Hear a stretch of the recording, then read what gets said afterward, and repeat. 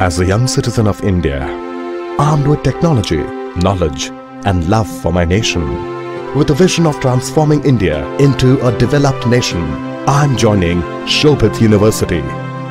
What about you? Very good morning to all the participants from India and abroad. Shobhit Institute of Engineering and Technology Meerut, deemed to be university, and its centers of excellence, Center for Informatics Development Solutions and Applications, CITSA, and Center for Industry 4.0 Technology Studies and Application, CHITSA, in association with African Asian Rural Development Organization, ORDO, New Delhi, organized this weekly international webinar series on open source digital technologies towards self-reliant India, Atmanirbhar Bharat, 3rd September 2021. On behalf of the Honorable Chancellor, His Excellency the Secretary General ORDO, Honorable Vice Chancellor, the faculty members of the university, and on my behalf, and as Professor Emeritus and and Chairman of the Centers of Excellence, Center for Agricultural Informatics and E-Governance Research Studies, Center for Agribusiness and Disaster Management Studies, and Center for Informatics Development Solutions and Application, and Center for Industry 4.0 Technology Studies and Application, and Center for Health Informatics and Computing. Welcome our guest speakers of today's webinar, Shri Anil Prakash, Director General, SATCOM Industries Association, India, New Delhi.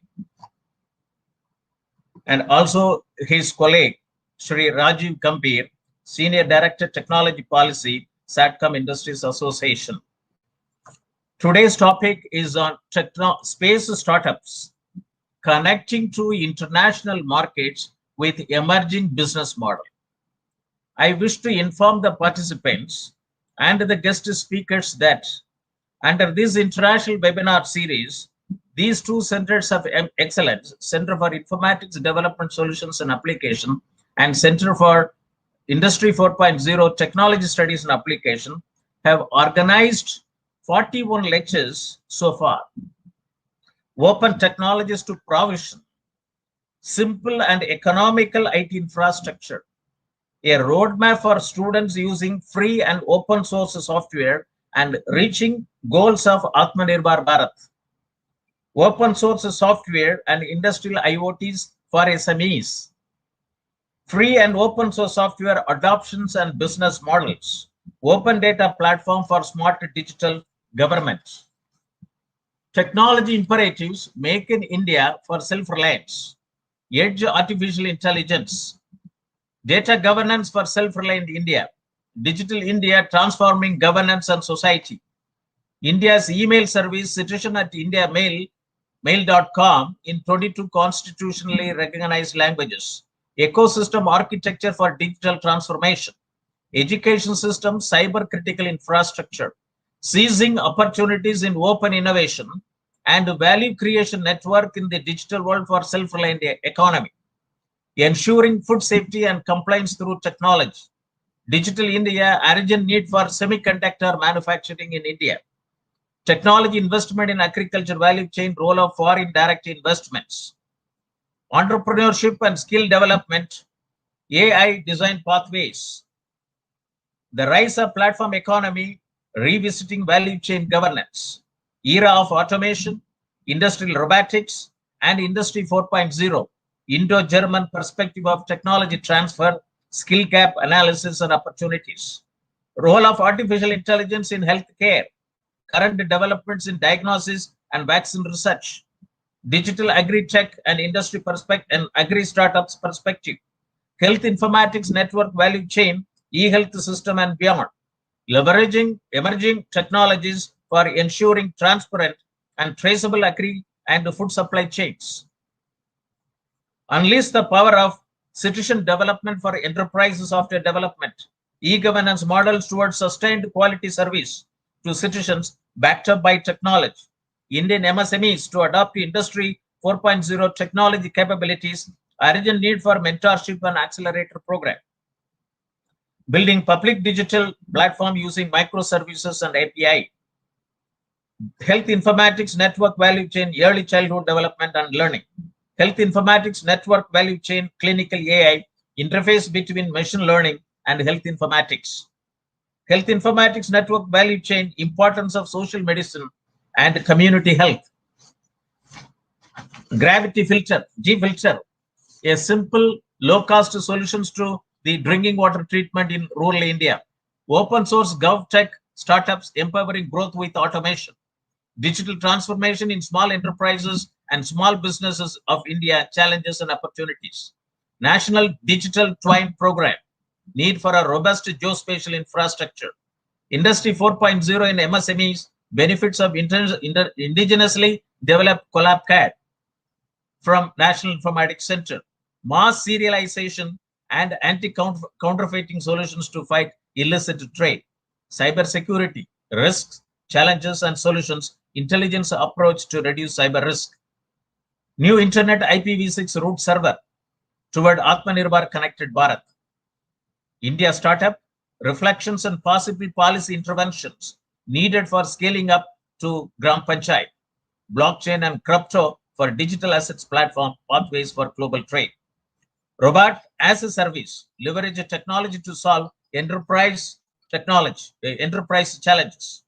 Today is the 42nd edition of this very important webinar series. We'll have the talk by our guest speakers, Shri Anil Prakash, Director General, and Mr. Rajiv Gambhir, Senior Technical Director, Senior Director, Technology and Policy, Satcom Industries Association, New Delhi, on the topic, space startups connecting to international markets and with emerging business models. Dear participants, you look to the keywords of this topic: space startups, international markets, and business models. Three important, keywords: business models, international markets, space startups, how they should be connected. Let me talk about that Atmanirbhar Bharat, the road ahead. This is the vision of our Honorable Prime Minister, Shri Narendra Modi, of making India self-reliant, rested on 5 I's: intent, inclusion, investment, infrastructure, and innovation. And based on 5 pillars: economy, quantum jump; infrastructure, one that represents modern India; system, 21st century technology driven; vibrant demography, source of energy and self-reliant India; and demand, whereby the strength of our demand and supply chain should be utilized to full capacity. This was announced on 15th May 2020 by the central government. Vocal for local to make it global, a demand-based, ecosystems which is self-producing and self-consuming. Make in India, make for India, and make for global. Intellectual property rights, design in India, design hub of the world, is the need of the hour. Aim to make India the design hub of world. There exists a national IPR policy for creative India and innovative India. Intellectual property is the key for success of Startup India, Make in India, and Design India.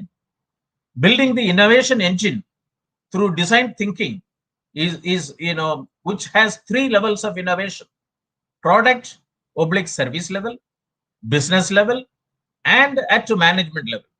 Without building an integrated innovation system, all innovation efforts are bound to meet with failure or partial success.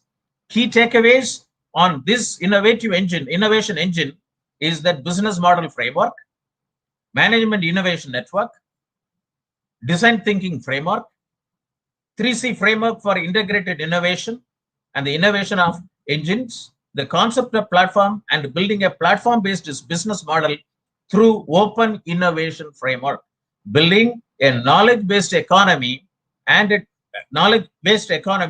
digitally empowered society.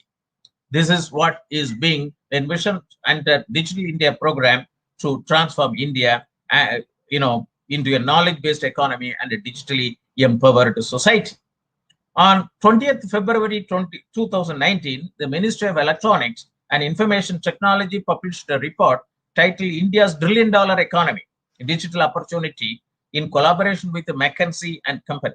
The report identified about 30 digital themes, if scaled up nationally, can accelerate India's progress in 9 key areas.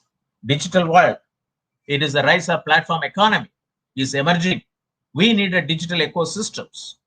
Digital transformation technology includes cloud computing, mobile phones, IoT platforms, social media, GPS, advanced human computer interaction, user data collection, analysis of big data and advanced algorithm, augmented reality, smart sensors, 3D printing, authentications, and infusion direction.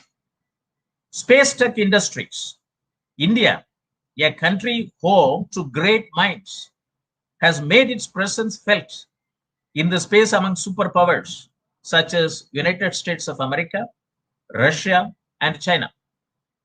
Indian Space Research Organization and the Department of Space continue to remain dominant in the national space sector, having launched more than 100 domestic and more than 300 foreign satellites for 33 countries, while private firms have gradually been, gaining ground.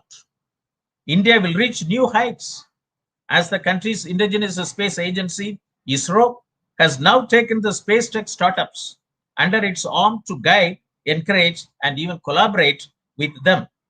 India is developing and evolving by making a huge advancement in space tech industry. With all those innovations, they are attracting more and more investors' attention. On the current situation of India in the global space market, the government body Indian Space Research Organization has asked private vendors to actively take part in a space mission and utilize the resources in the country. After missions like Mangalyaan, SSLV, PSLV, Chandrayaan, and more, India is getting more focused on the aerospace sector to be listed in top space tech nations in the world. India has opened its space program to private sector last year, hoping to encourage local firms to enter the burgeoning market for small satellite launches. In all, there are over 24 space tech companies in India developing satellites, rockets, engines, propulsion systems, communication solutions, and other space tech related work. A range of initiatives to deregulate the private space sector were introduced by Narendra Modi's cabinet in June 2020. And then Indian National Space Promotion and Authorization Center in Space was established by incubating technology into private firms known as non-government private entities. The draft National Space Transportation Policy 2020 allows local private space technology companies to build and launch and lease launch pads for the purpose of launching their rockets into space. The newly drafted policy seems to be quite promising and provides a big window of opportunity for Indian startups. Indian space startup Agnikul Cosmos has become the world's first company to successfully test a fully 3D printed rocket engine, Agnilet. It only takes 4 days to produce and can carry payloads up to 100 kilos into low Earth orbit. Rocket engines are tough to build, but it is done in India. ISRO has set up 3 space technology incubation center at the National Institute of Technology in Tiruchirappalli, Jalandhar, and Agartala. 3 more are in progress. Department of Space has collaborated with Atal Mission Innovation Mission, Niti Aayog, to launch 3 challenges in space domain. ARISE. ARISE means applied research and innovation and in small enterprises program as a part of Atmanirbhar Atal New India challenges. The areas are propulsion, geospatial information, robotics, augmented reality, virtual reality. I would like the Indian Space Organization has envisaged to adopt 100 Atal Tinkering Labs across the country to promote education in the fields of science, technology, engineering, and mathematics, space education, and space technology related concepts such as electronics, physics, optics, space technology, material science, and etc. etc. Let me list out a partial list of space startups. Megvahan, Nopo Nanotechnologies, Astrogate Labs, Kava Space, Antrix, Bellatrix Aerospace, Dhruva Space, Pixel, Agricool, Skyroot, aerospace. At least two Indian rocket startups, Skyroot and Agricool, are racing to put small satellites into orbits next year, joining scores of others, including deep-pocketed ventures run by Elon Musk and Jeff Bezos, for a slice of the growing market for transportation of payloads into space. Future of space business model, according to KPMG report titled 30 Voices and 2030, the future of space. It talks about every business will be a space business. Long established terrestrial industries will build a presence in space. Multinational cooperation, while challenging, will drive the peace dividend. Leading space businesses of 2030 are startups today. Government will be a customer of civil space business. Manufacturing in space will be real and viable. When space exploration first started, missions were predominantly government-led. In recent years, however, many new space companies have started building and operating hardware in space, while others leverage the data and services available. Already in 2020, many multinational businesses from sectors including agriculture, financial services, government, and logistics are investing in space sector and understanding how it can add value to their business on Earth. According to the synopsis of the guest speakers, global satellites giants such as OneWeb, Starlink, Hughes, Amazon, and Viasat, amongst the others, are all set to enter Indian market in a big way and change the dynamics dramatically. As per the Antrix PwC study 2020, Indian space economy is valued at $7 billion, which is around 2% of the global space economy. Of this, upstream activities contribute $2.3 billion and downstream activities contribute $4.7 billion. Investors are now looking at space tech startups as a viable investment opportunity. There are about 120 active startups, out of which 40 startups are engaged with government at present. Government incentives for both the startups and MSMEs are prerequisite elements for the ecosystems to get the first push. Investing in human capital is by far the most important aspect when it comes to the success of the startups in the space industry, and the role of academia and skill development is very crucial. Various countries have established several business incubation centers, and India needs to replicate similar success and follow similar strategy.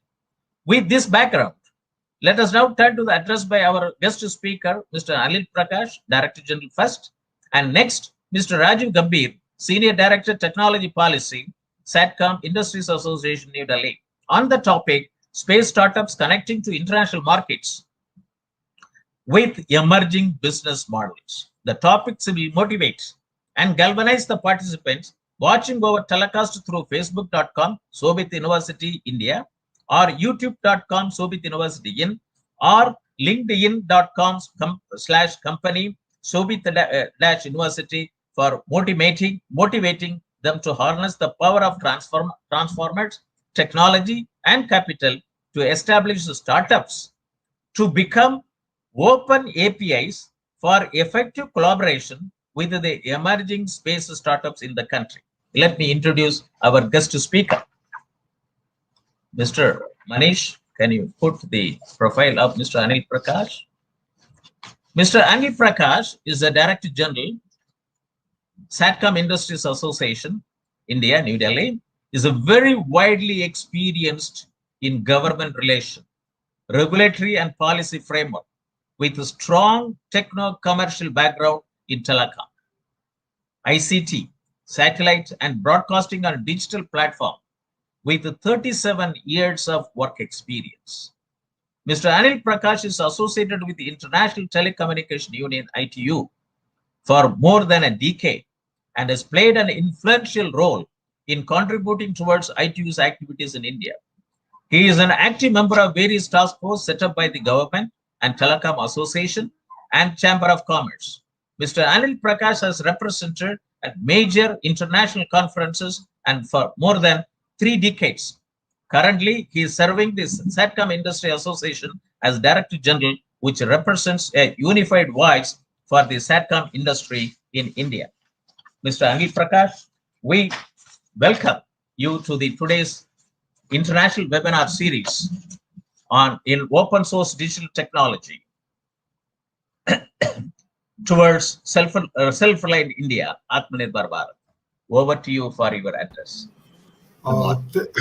Thank you, Professor Moni. And first of all, let me thank Shobit University and ARDO for organizing such a wonderful series of topical deep technology series. And we have been very privileged to be part of this series. And today we're going to present a space startup connecting to international market with emerging business model. And Professor Modi in his opening address has covered very widely the complete ecosystem of SATCOM industry in India. That is, we are just going to be some of them we are going to reiterate in our presentation. So this presentation with me and my colleague Rajiv Gambhir. So we'll start the presentation. Kindly upload presentation, Rajiv.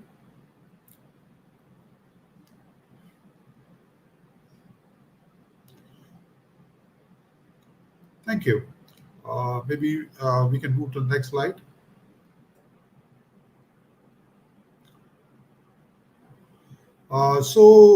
This is about our association, SATCOM Industry Association. It's a non-profit association which represents interest of the communication sector. Sir, can you please do this presentation in slideshow mode so that it come on the big screen?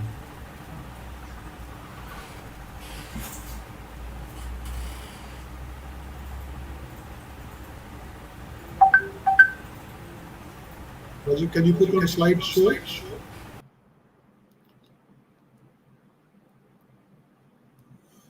While he's doing it, so it's a vibrant body. CNA represents satellite operators, satellite system, launch vehicles, and ground and terminal equipment manufacturer, as well as application solution provider to the government, regulator, policymaker, and domestic and international standard bodies. As Apex representation body for the satellite communication ecosystem, we aim to present the industry interest to the highest government level with the policy making and regulatory and licensing matters. Our vision to serve as a unified voice for the communication satellite industry in India. Next slide, please.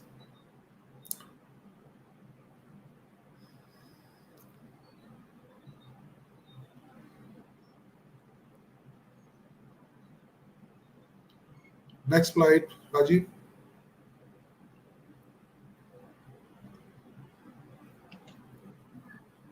Okay, this is our presentation points, which we're going to cover in next half an hour, 40 minutes.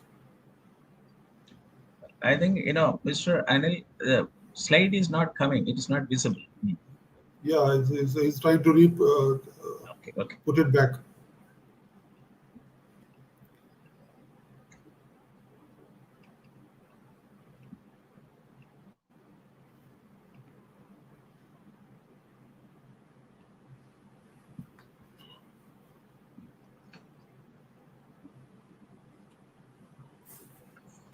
Okay, while the slide is putting on board, I'm just going to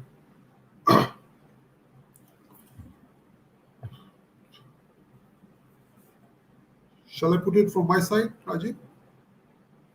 I am trying again. Yeah. Yeah, now I can do it now. Okay. Please do that.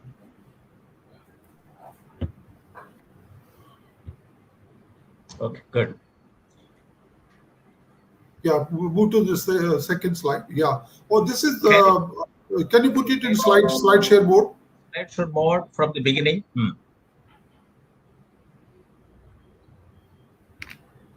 Okay, this is the presentation part for today that we were going to cover the Indian Satcom sector in overview and fundamentals of space industry, the structure of space value chain, policy regulatory landscape, a role of industry and academic institution, and a big picture. Next slide is going to talk about. Next slide, please.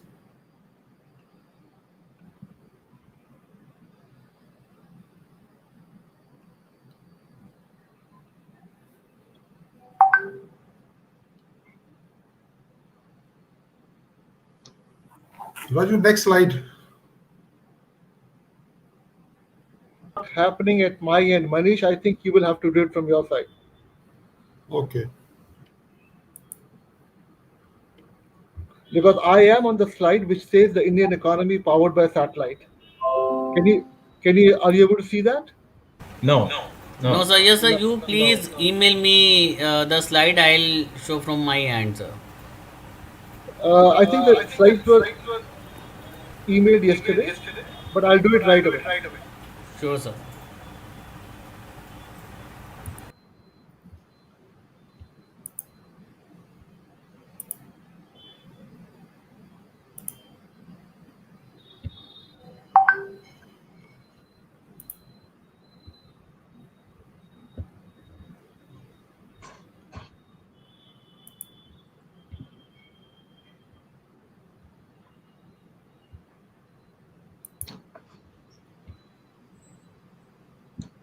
Manish ji, I have sent it to you. Manish ji, Yes, sir. I have sent it to your WhatsApp. Okay, sir. I've sent on the Gmail, Manish, on your.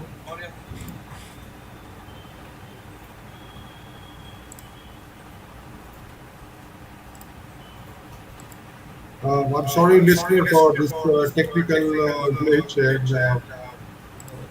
Just 1 minute. 1 minute.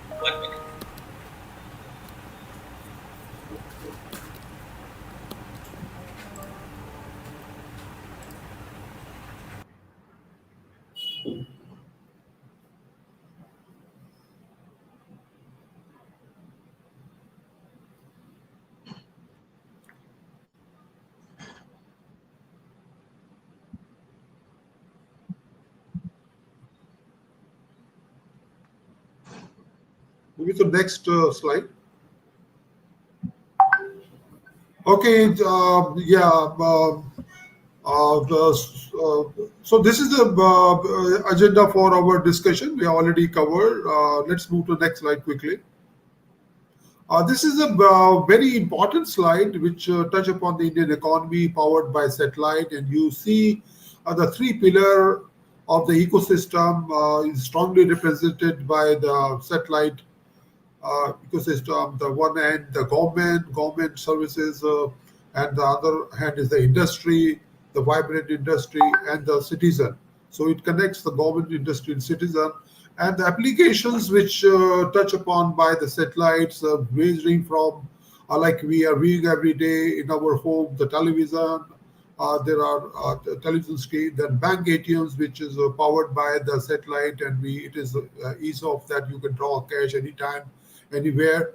And then this is it's powering the digital cinemas. It is powering the stock exchange, our financial sector, and this is also powering our petrol pumps, rural areas, and it is also G2C, so government to citizen service, which is 40,000 villages in empowered e-governance.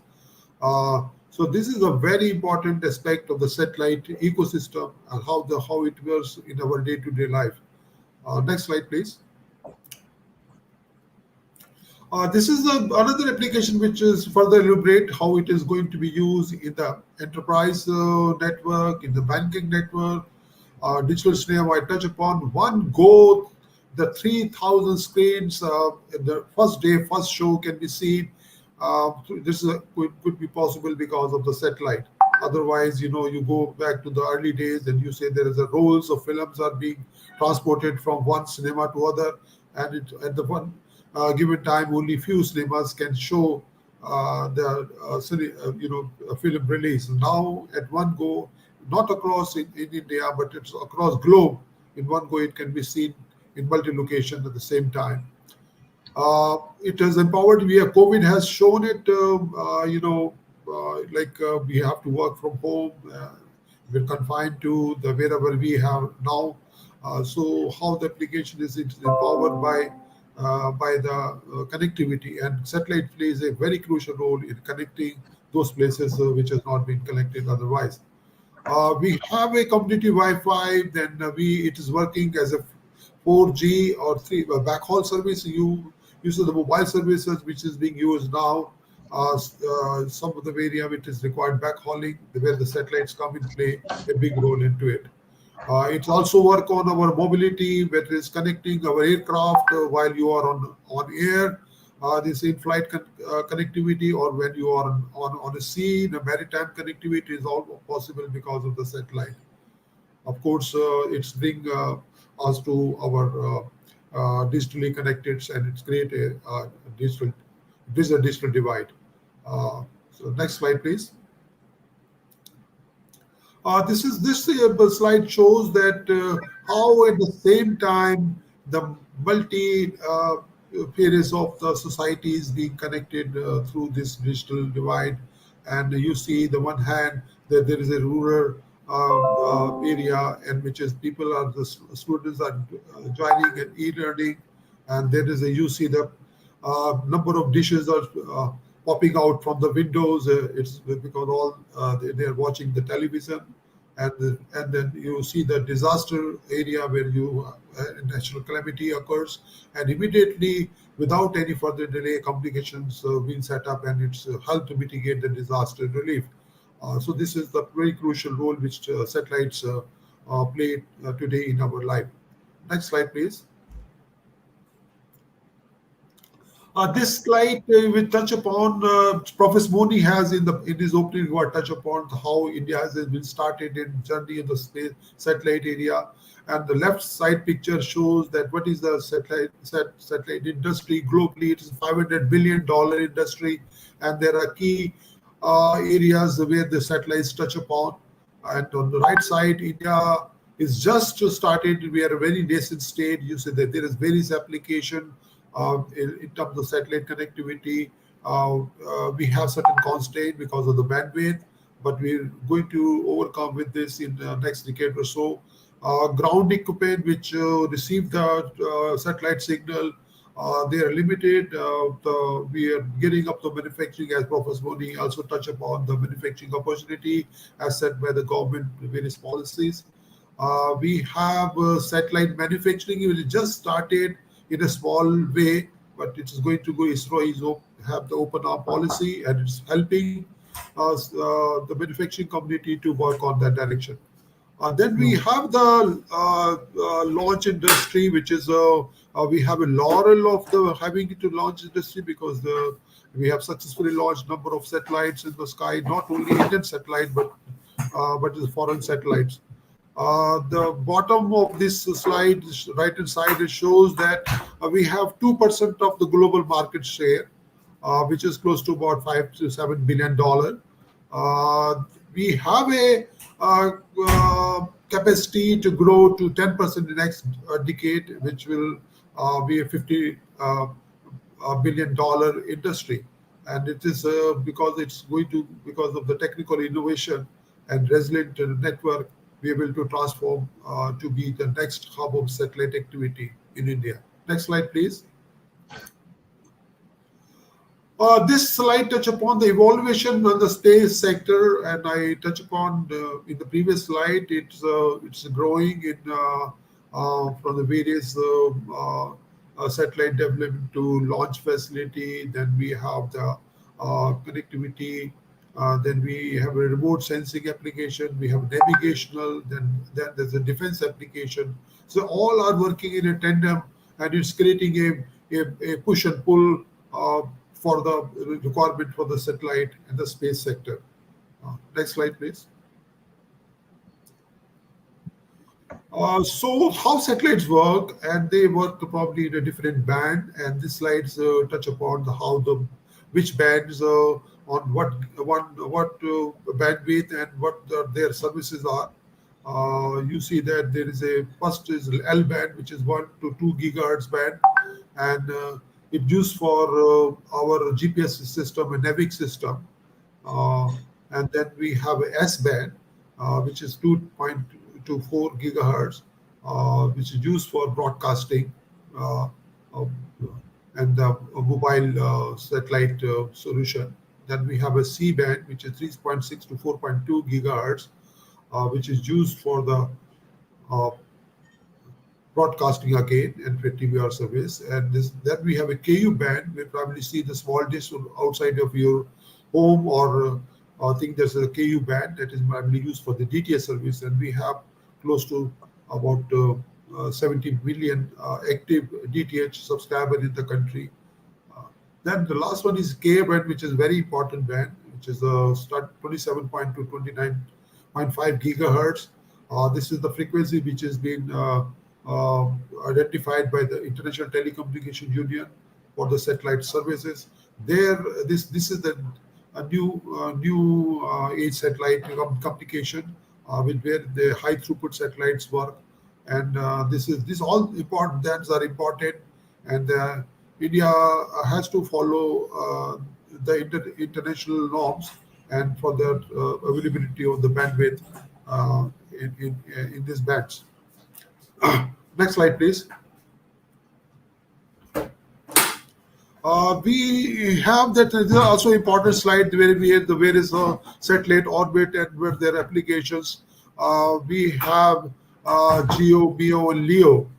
GEO is primarily about 25,000 kilometer above the Earth, and it is it's operate there. Primarily, it is all GEO satellite. Then we have a MEO, which is medium Earth orbit satellite, which is about 10,000 to 20,000 kilometer above the Earth.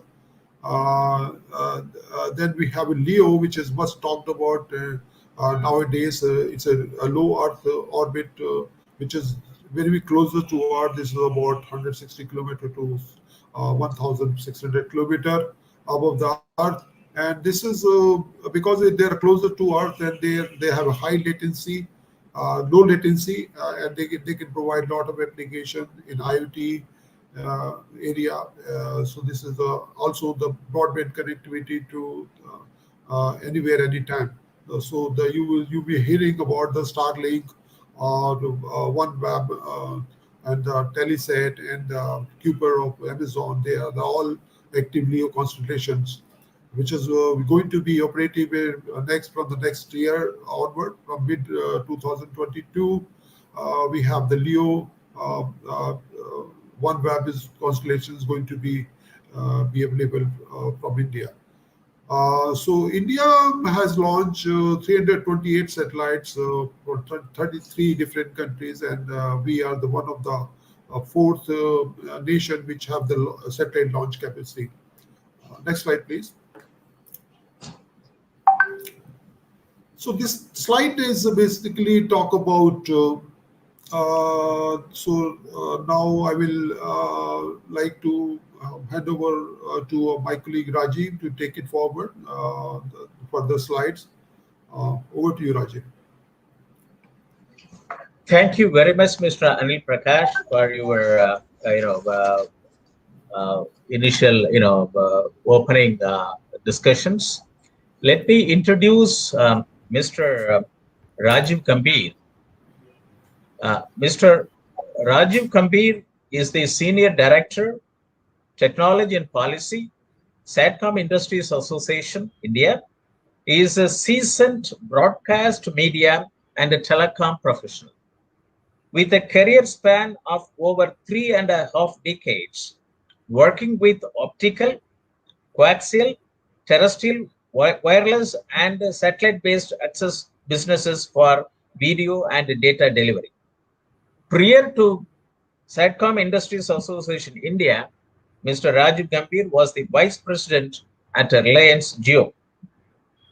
Currently, Mr. Raju Gambhir is the Senior Director Technology and Policy at Satcom Industry Association.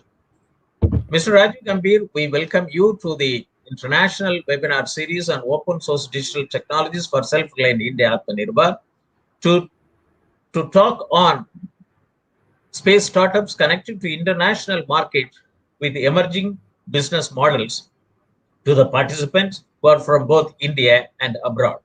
Over to Mr. Rajiv Gambhir. Thank you, Professor Mani, and thanks to Shobit University for having me here. It's a wonderful opportunity to interact with all of you and share our thoughts.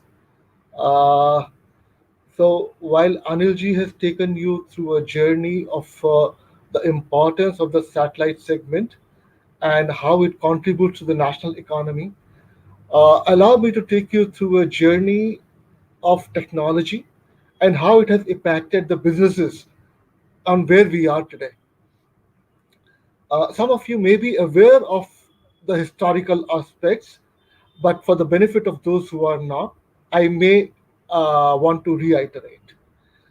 So it all started in possibly 1945 when Sir Arthur C. Clarke wrote an article in a magazine saying that if an object is placed in space at around 36,000 kilometers in an imaginary plane around the equator, and it is run at a speed which is equal to the angular velocity of the Earth, so that any point of the Earth, this object will appear to be stationary. That's what we call geostationary satellites. Unfortunately, he did not get a patent on this. On the other hand, even if he had, commercial satellites actually came into being around 1960s. So the 20-year period would have been passed by that time. Now, uh, let's park this orbit for a moment and we'll revisit that. We saw a slide by Anilji on the various bands. So let's understand what's the importance of those bands and how it impacts the communication sector in whole and satellite communications in particular. So for long, the communications industry has been looking at an ecosystem where services can be deployed based on available technology. So when you see the frequencies below 1 gigahertz, they were all used up by the radios and the televisions and the VHF communications of the world. So now when you want to add more services, you need more spectrum. So as you move on to the spectrum, let's say 1 to 2 gigahertz, and there are multiple services vying for a slice of it. Let's say a satellite segment gets 10% of 1 gigahertz. That's 100 megahertz.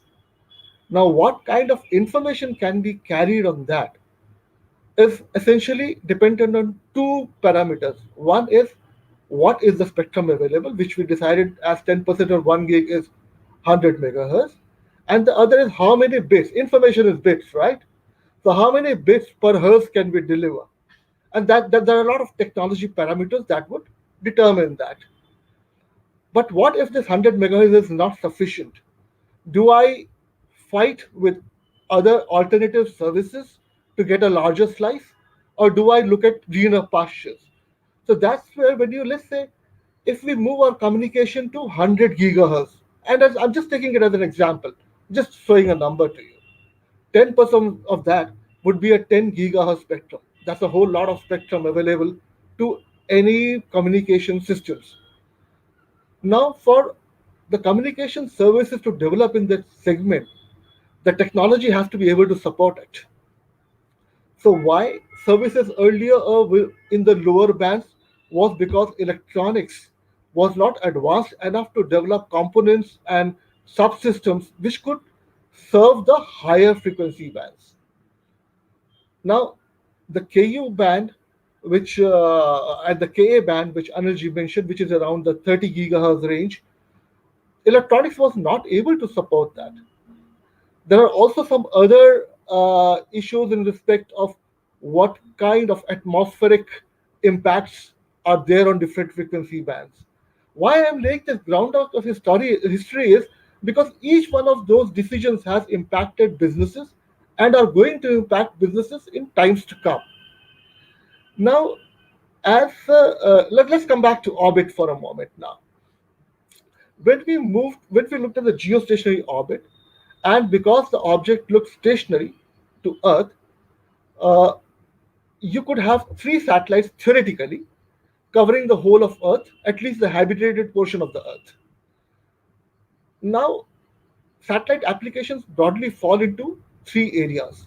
One is communications, that could be broadcast or it could be a two-way communication. The other important aspect is remote sensing, which includes all kind of Earth observation and all the applications that we talk about in agriculture and fisheries, in climate observation. All of these are covered by remote sensing. And the third would be navigation. All your GPS and GPS based applications are using satellites to that end.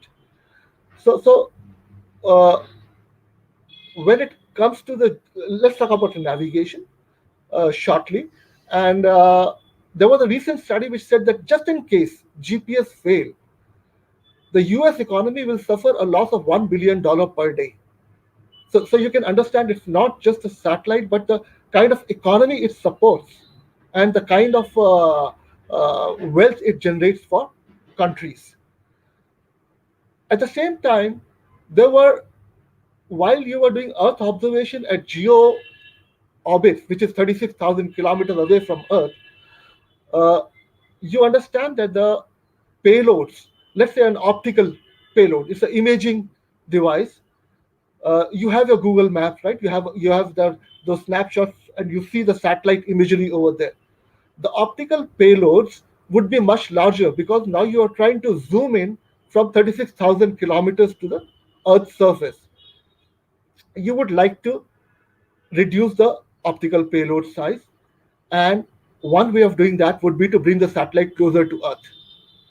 But the moment you bring the satellite closer to Earth, the equation between the gravitational pull and the centrifugal force changes, which means now the satellite needs to run much faster. The angular velocity of the satellite being more than the angular velocity of the Earth means that the satellite will be above you for a short duration of time. And which means that as soon as this satellite moves away, another satellite needs to come in and do the job. It is just like moving from, when you're in a vehicle, you're moving and you're on a call, and your call gets handed over from one base station to another. In this case, while the user is stationary, the base stations are moving. Now, when you bring the satellites closer to Earth, it brings with it a lot of new technological challenges uh, and solutions as well. The challenges would be, let's say for a two-way communication, you are able to talk to a satellite, but where does this communication go? This communication has to land up to a Earth station somewhere, and the Earth station again has to be within the footprint of the satellite. If that is not possible, then you would be talking about inter-satellite links, which was not required earlier. In case of Earth observation, if the satellite observes a particular image, and images are a whole lot of bits, you know that, right? How does it transfer it back to the Earth station? Or do we need to do some edge processing? And we now see that a lot of edge computing is moving on to the satellite. If I have taken two snaps of the same area on Earth, can I do just a differential transfer of data? Uh, how does all this data get processed? Uh, you see, the AWSs and the Microsofts of the world are now looking at this very seriously, and they have come up with business solutions. AWS has come up with the AWS ground station. Microsoft has come out with Azure Orbital. So a whole lot of data processing that is required can be done at their data centers. And the lowest orbit is not just one single number, just as it was in the case of geo satellites. It's not 36,000 kilometers. It could be 300 kilometers. It could be 800 kilometers.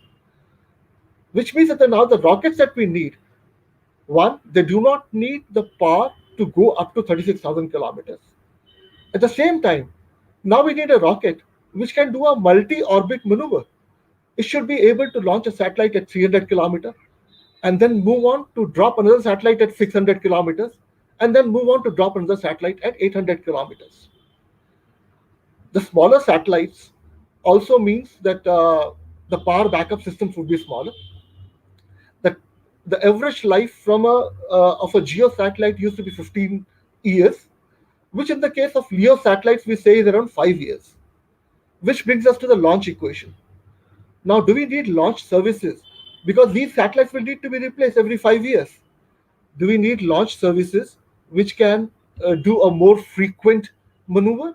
Or do we not need relaunch vehicles? What kind of climate impact do all these frequent launches have? Does it mean we need to look at newer propulsion systems, a green fuel maybe, or electric propulsion systems? uh, Blockchain has had a good impact on the kind of data that we are processing. The low Earth orbit for Earth observation. I'll just give you an example. Uh, when you look at the fisheries and who go out for deep sea fishing, they are looking at number one, Earth observation. When you do a deep sea fishing, you need to know where the catch is. And the catch is where the sea temperatures are higher than the surrounding areas. The Earth observation satellite is able to capture that. Now, you need to have a navigation to reach that point, and you need to have communication systems to talk back to your uh, the Earth, the shore systems. Now, all of this put together adds a lot of value to agriculture, to fisheries, uh, to the government services, and to remote connectivity. So, what we see on the screens are the kind of advances in the satellite technologies that have happened since 1945 when Sir Arthur C. Clarke proposed the first satellite systems. The Ka band, which Anil ji mentioned, has comes with its own challenges and advantages. One advantage is it is a wide network.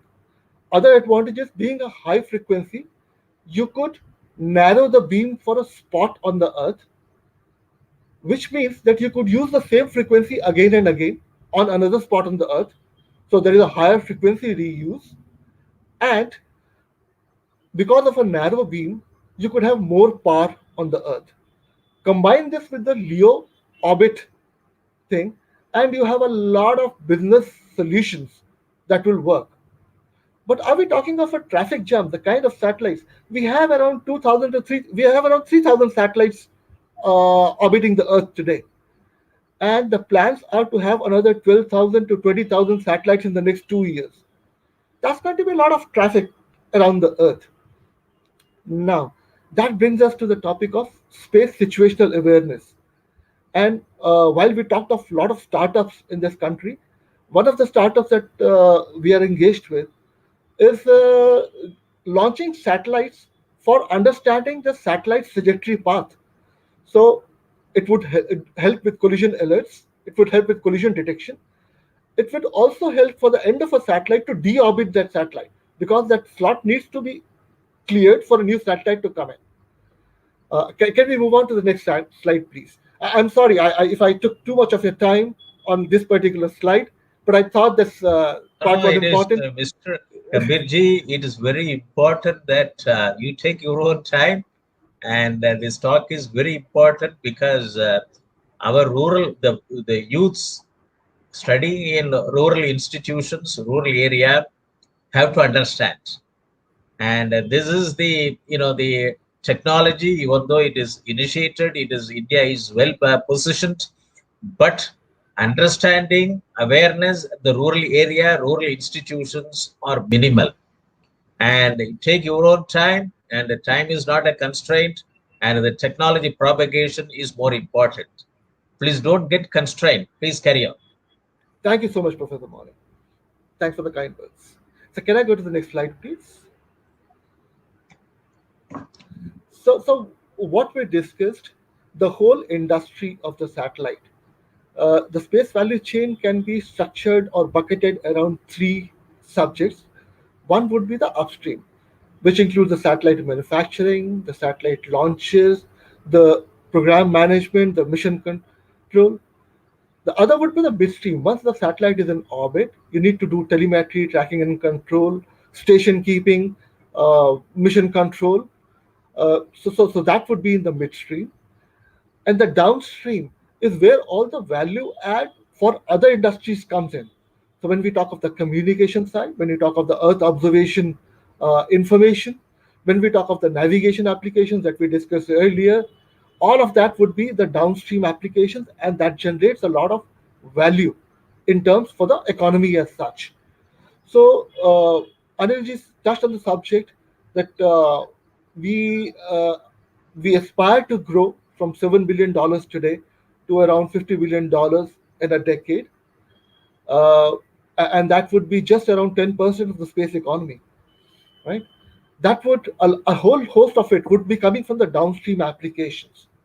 That does not in any way reduce the importance of the upstream economy, because the demand on the downstream would dictate the demand on the upstream resources.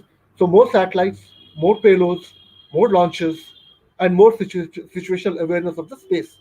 Right?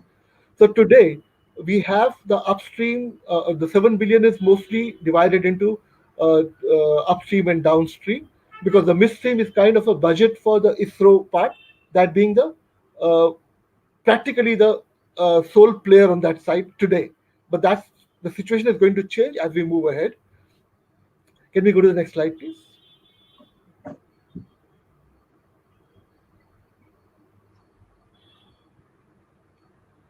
Now, all of these businesses cannot work in vacuum. There has to be a regulatory landscape which enables all these things. A very encouraging uh, policy document came up in 2018, and that was the National Digital Communications Policy. Anybody who has interest in the communication side of uh, economy should really go through it. It encompasses the government's vision of how to enable the communication sector to grow in general, and it has some very important observations on the satellite economy and the kind of regulatory changes that the government intends to do to open up the economy to the private sector.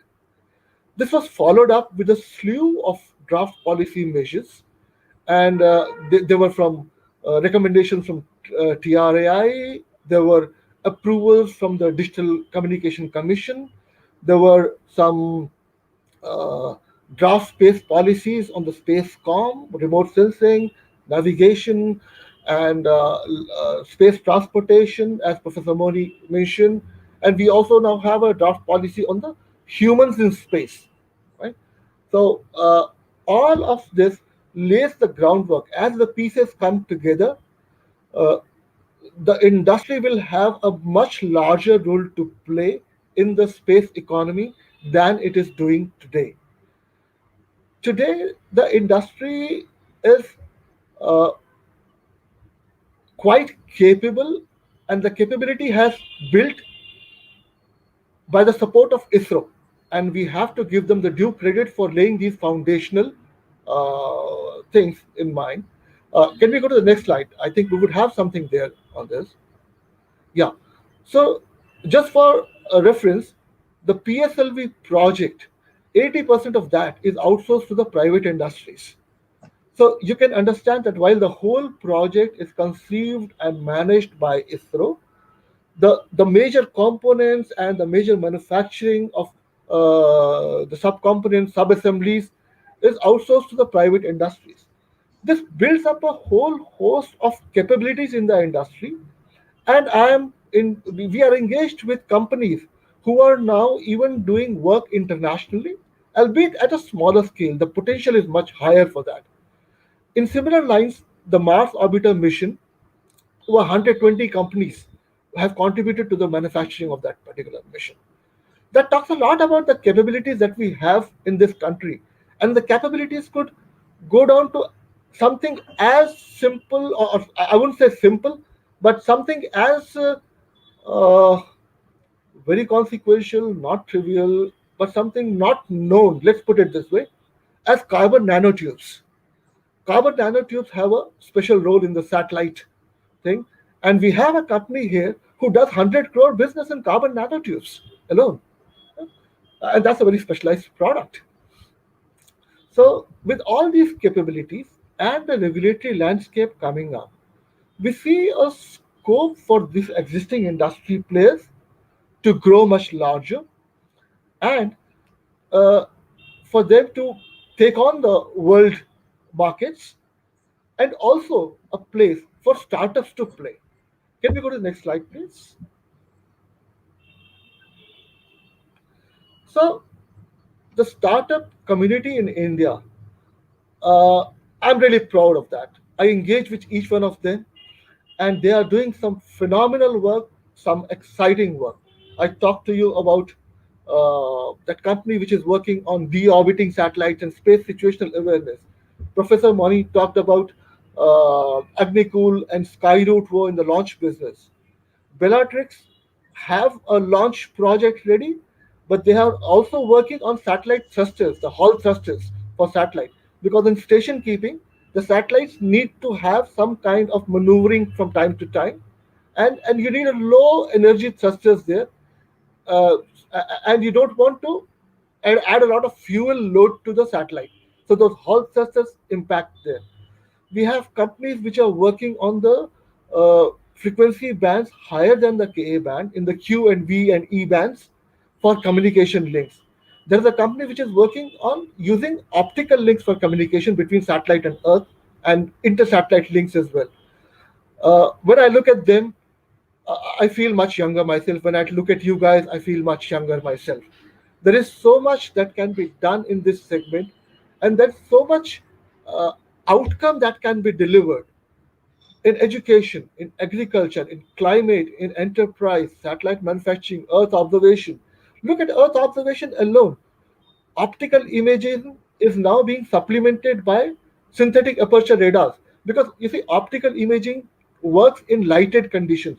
So you would like your satellite to take a path over areas which are lighted so that the optical imaging can be done. It could run in the spectral ranges, it could run in hyperspectral ranges, but now that can be complemented with synthetic aperture radars, so that even in night, imaging can be, or decision making can be done based on the information taken at night. The opportunities are more than that have been explored. ISRO comes out with a document which is, believe, called Yukti or something, in which they list out 800 areas of research that they would like academic institutions to work on. But that suppose would be for the technology institutions. But as business mandate, those technologies need to be put into use, and the outcome of that needs to be put to the advantage of the society as a whole, and of course, profitability of the businesses. Why not? Can we go to the next slide, please?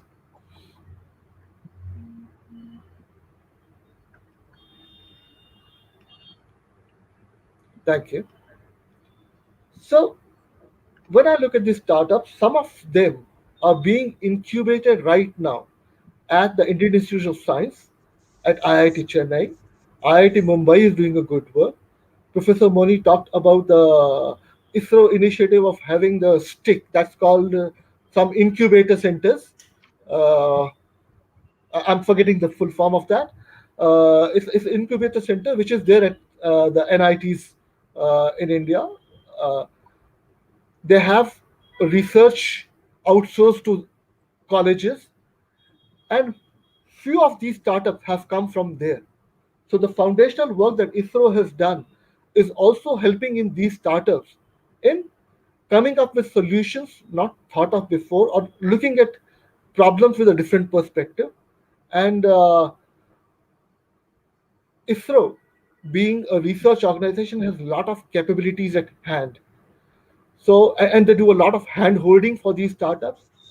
One of the companies that is a startup, they do not have a team of, it was not sorted by rocket scientists, but they're the launch business because they have the right kind of people. Some people have left ISROs and joined this these startup organizations. Right? So there is a lot of potential, I would say, that for startups to come and deliver, and the seeds of these startups is kind of incubated in the academia itself. Uh, we are also engaging with the academia. We have a program within the SATCOM Industry Association. We have a mandate to engage with the academia and evangelize the space economy so that you guys can take up the challenges and come up with business solutions which would do good to you and to the nation as such. Can we go to the next slide, please?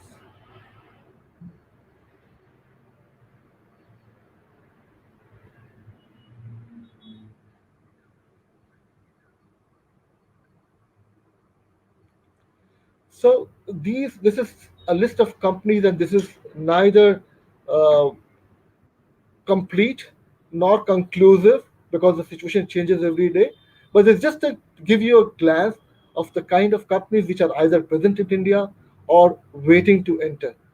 Uh, and I don't think one slide can do justice if I try to put the name of the companies here. Uh, this there's so many more companies that I can think off the head at this moment.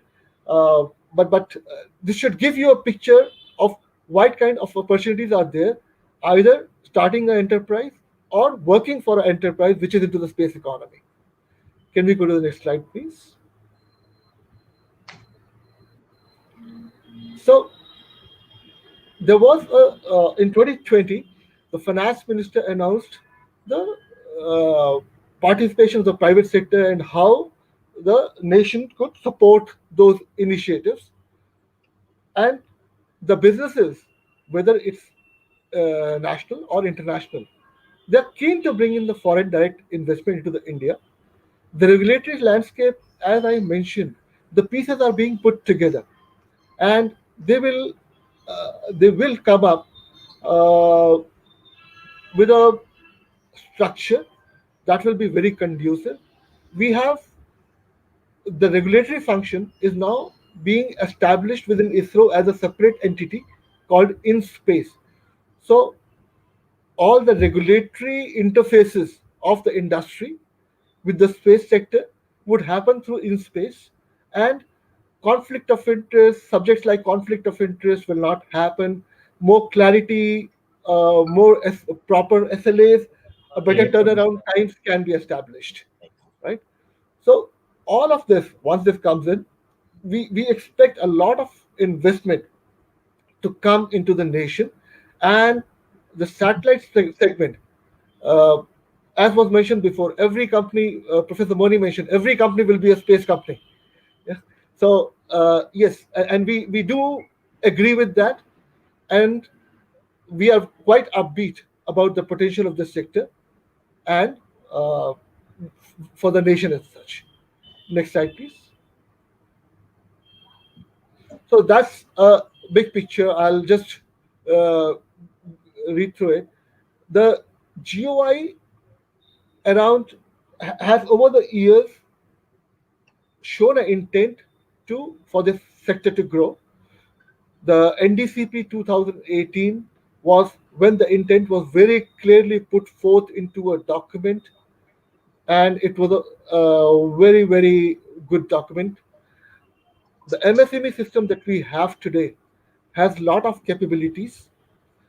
In fact, one of the initiatives that we are working on is to try to see how these capabilities could be shared with the startups, not just from ISRO, but from the private industry also. To give you an example, something to do with Brexit, but the UK Space Agency pulled out from Netherlands and started a Harbour Space Complex around Oxford.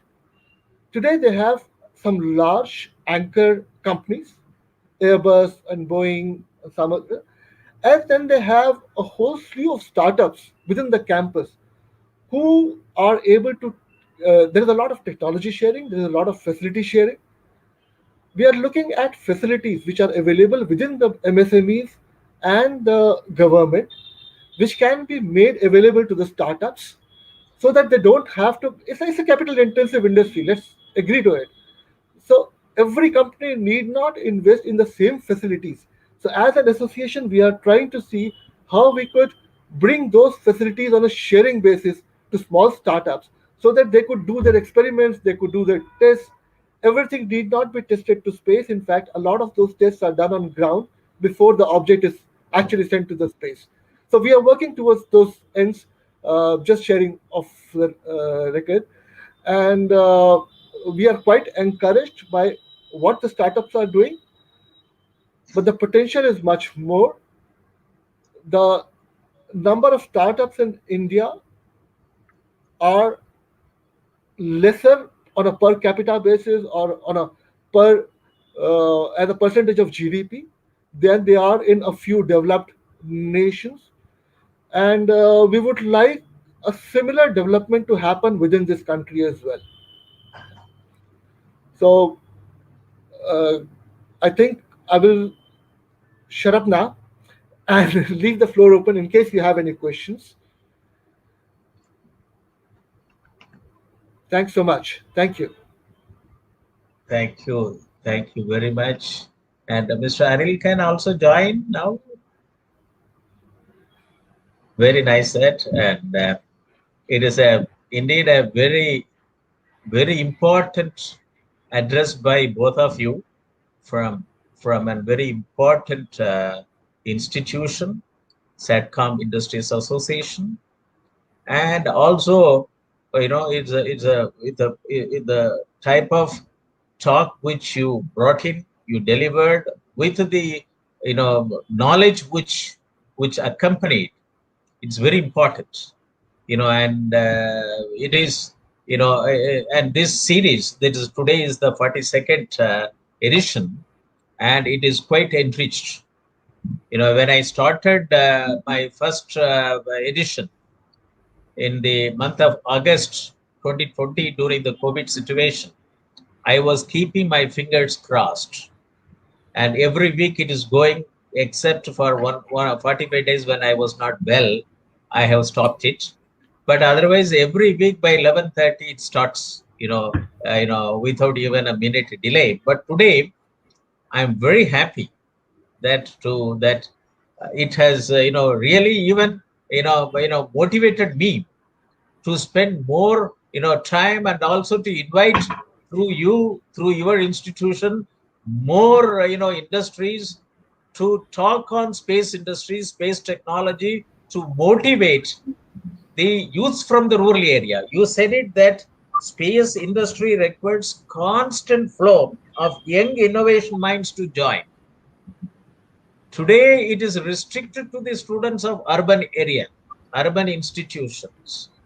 But the same type of intelligence are also available in the rural area. They are not in a position to walk up to the nearest town, nearest institutions. Everywhere the bottlenecks are there.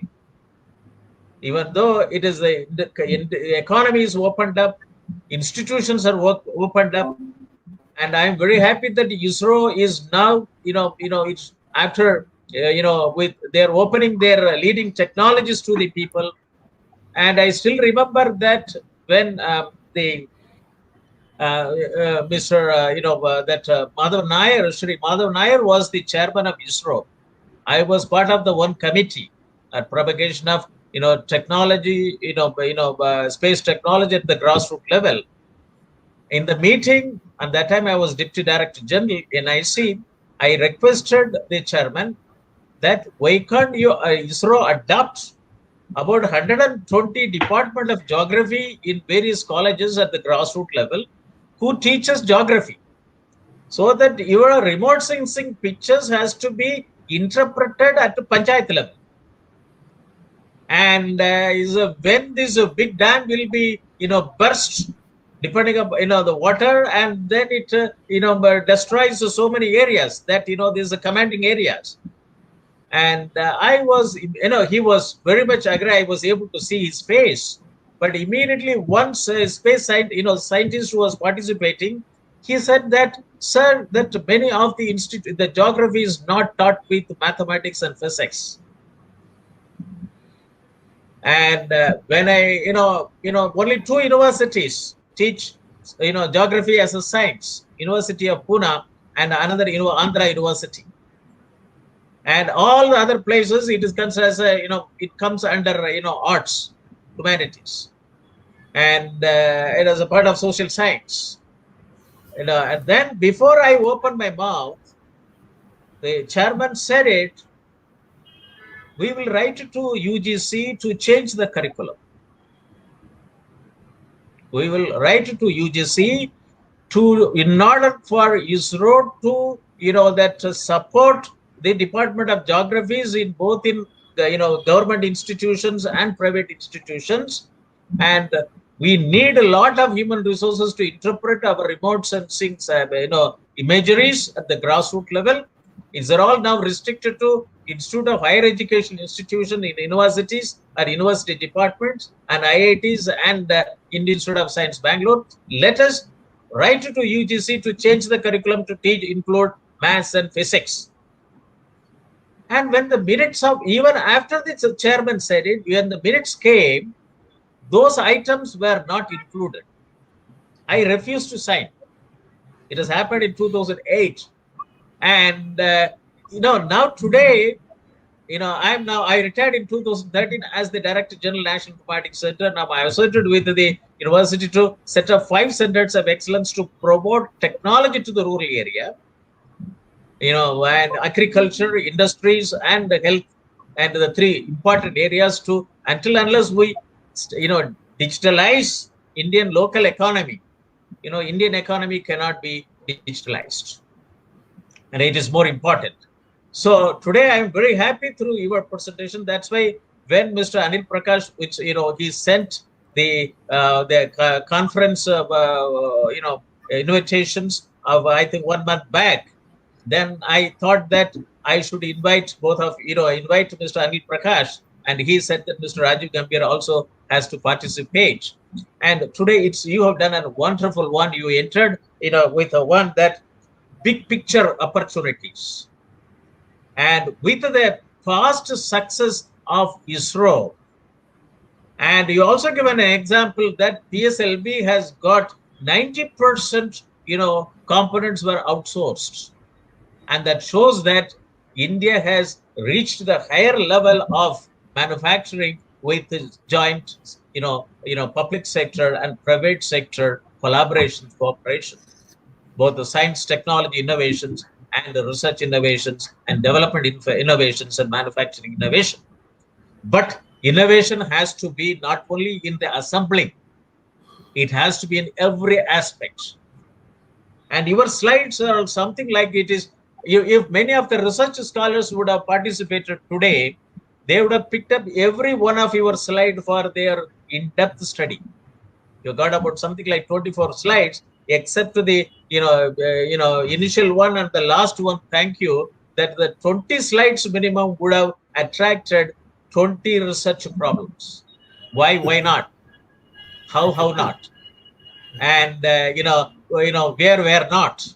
These 3 questions with 3 into 2, 6 questions would have given an ample opportunity for our young youth minds with the background on STEM, science, technology, engineering, mathematics, and plus management. You would also add M, science, technology, engineering, mathematics, and management. Without management, that it is a silos. The management should cut across the barriers of all conservatism. And you said it, role of startups and academia. And I'm very happy. The reason for, after working in government for 35 years in e-governance sector in almost all areas, and then I thought that let me spend my time after retirement in the rural area to bring in technology for rural India, rural economy. You said it that if a satellite is down in US, you also given it that how much $1 trillion economy is down every day. That's how, that more than 200 satellites, roaming over, helping the US economy, to be on the top.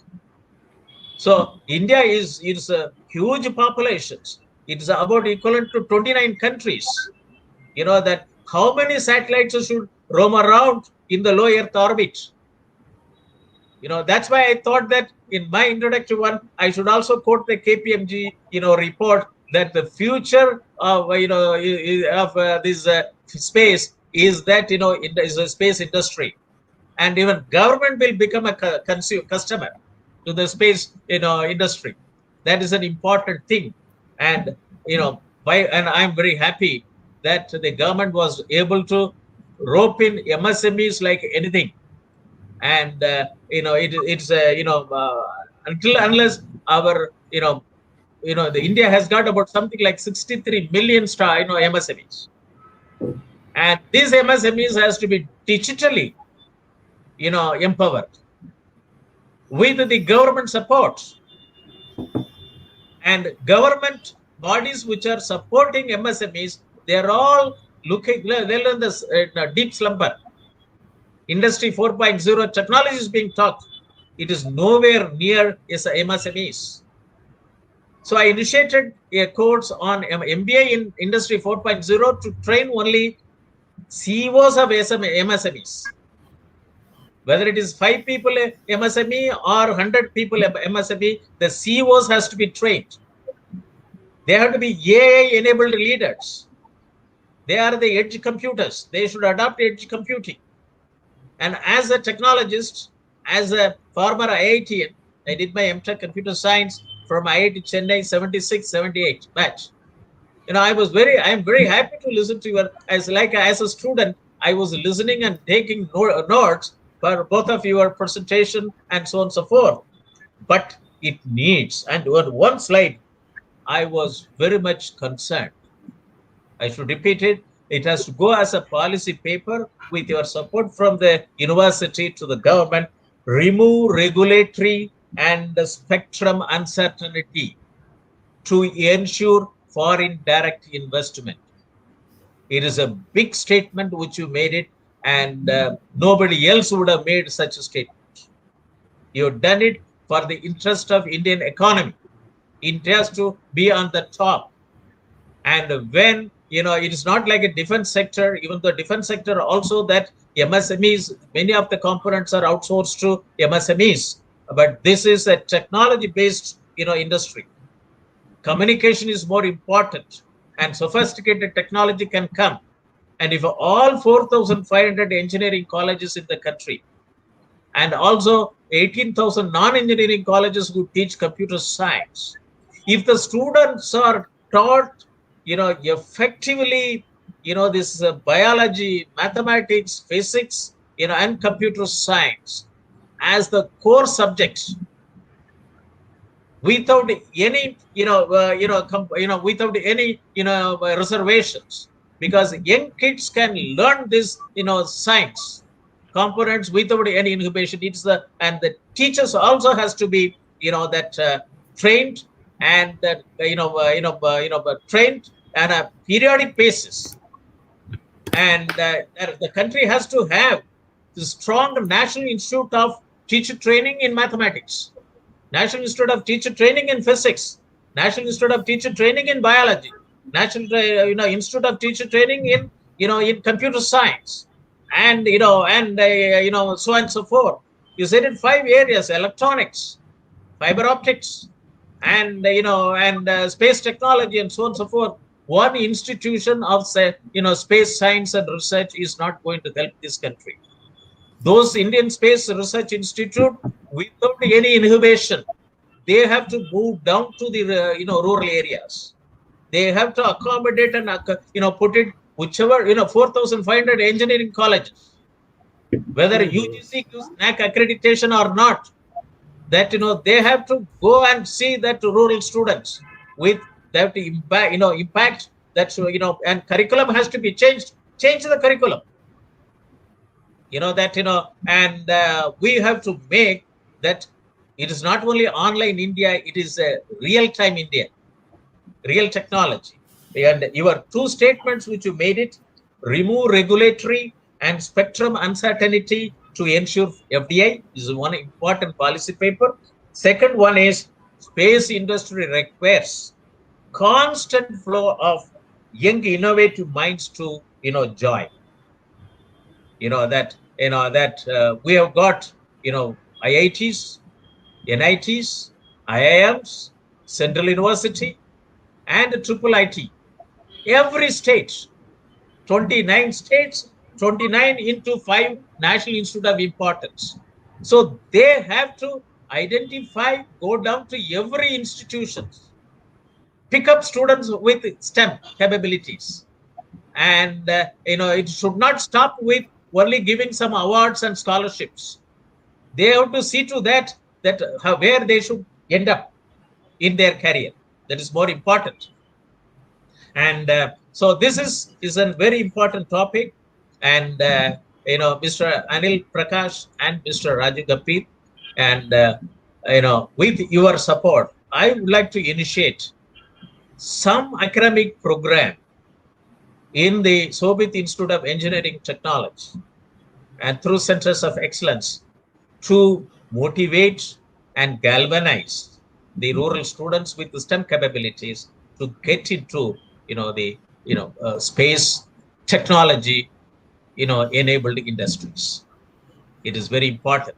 That's why in my talk I said it, that it will galvanize many startups as an open APIs to space technology startups. Because you said it, I also mentioned it. Agricultural industry, in the sector, is many companies are opening space startups to look into agricultural domain. You also mentioned in your address agriculture and fisheries. And I was associated with the chairman of 2 subcommittees of doubling farmers' income by 2022, volume 11 and volume 12B. Volume 12B talks about digital technology in agriculture, 7 mission mode projects. If these 7 mission mode projects are operationalized at the farmer level, village level, India will be globalized. Indian economy will be globalized. It's a platform economy in agriculture. Agriculture will be the bowl for development of India. So it is a special, it is a special infrastructure at the ground. And all spatial technology has to be beamed over spatial infrastructure, which is land and natural resource information. I was the member secretary of the, of ISRO, and NNRMS, National Natural Resource Management System, on Agricultural Resources Information System. The report was submitted in 2002, but it is still gathering dust in government shelves. We don't have a comprehensive agricultural resources information system in the country. We don't, this is one thing which I would like to discuss with you. It is also figuring in the Doubling Farmers' Income Committee report, report 2018. And in this one, I think Sobhit Institute of Engineering Technology and 4 centers of excellence: Center for Informatics Development Solutions and Applications, Center for Industry 4.0 Technology Studies and Applications, and Center for Agricultural Informatics and E-Governance Research Studies, and Center for Agribusiness and Disaster Management Studies can, bring in an effective agricultural resource management system in the country to help 14 crore operational holdings, out of which 85% are rural or small and marginal operational holdings.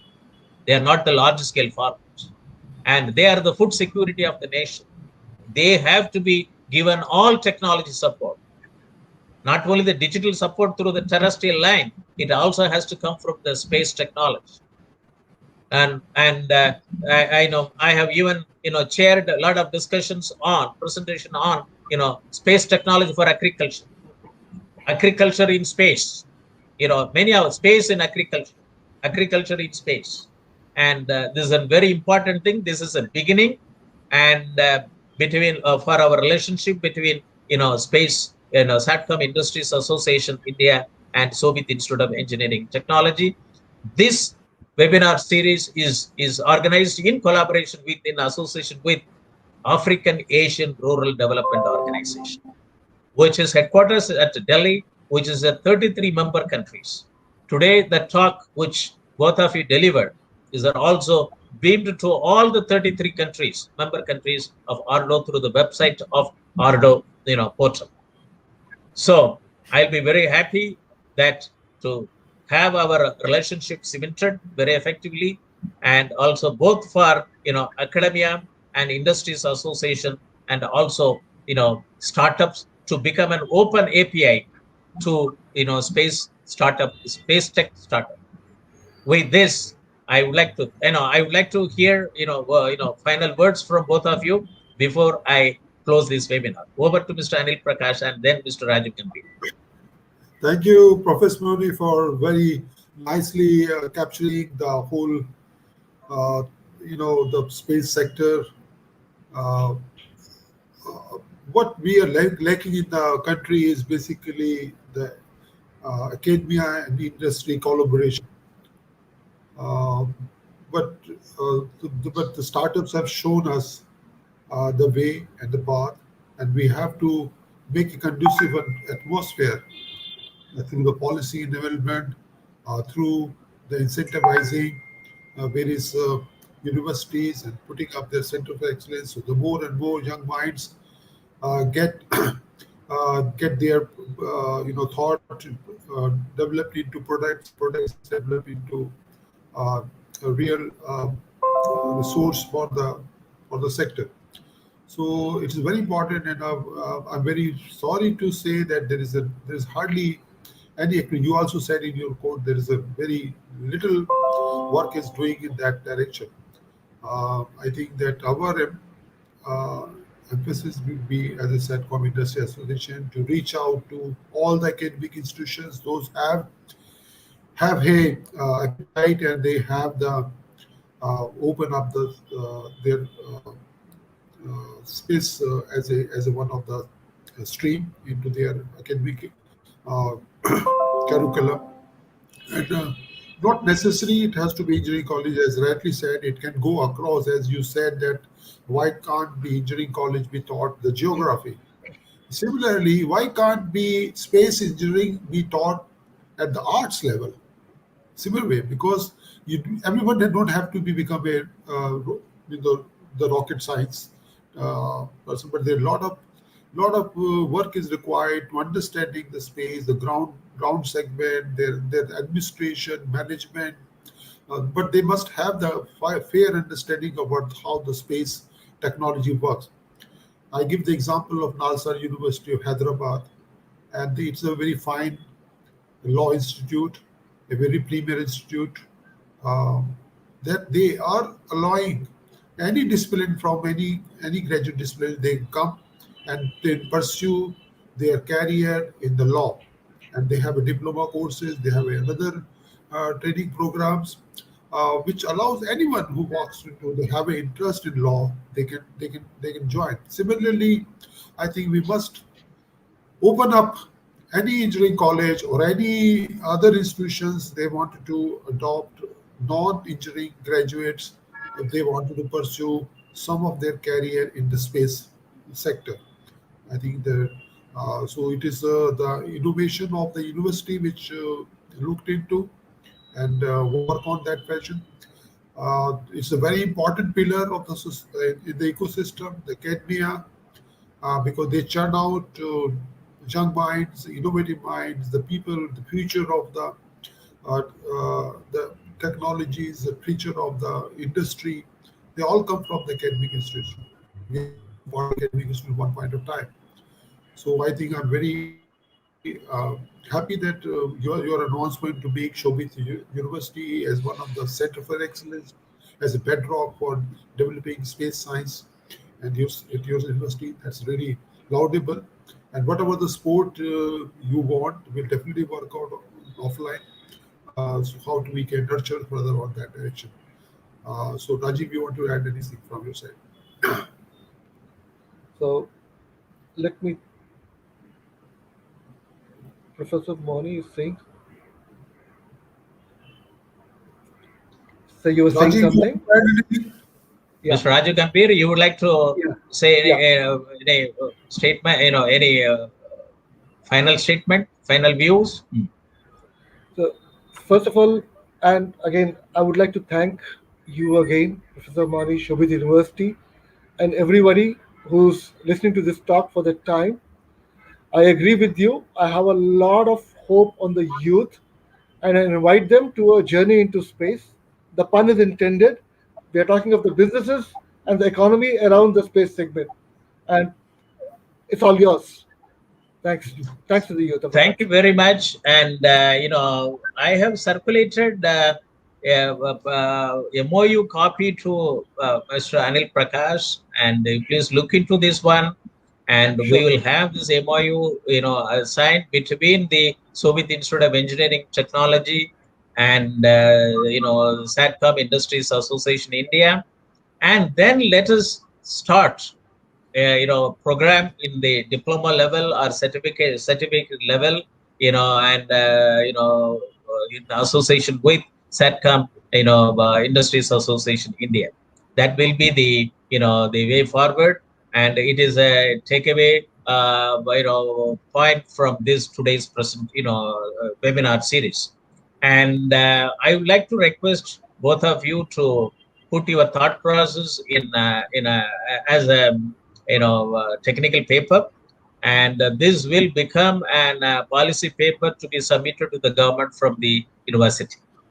It will be very nice that, because many of the points which were discussed, it needs large scale in-depth analysis, and not and once we publish this one, many industries will join with us, and many startups should come as an open API to space tech startups.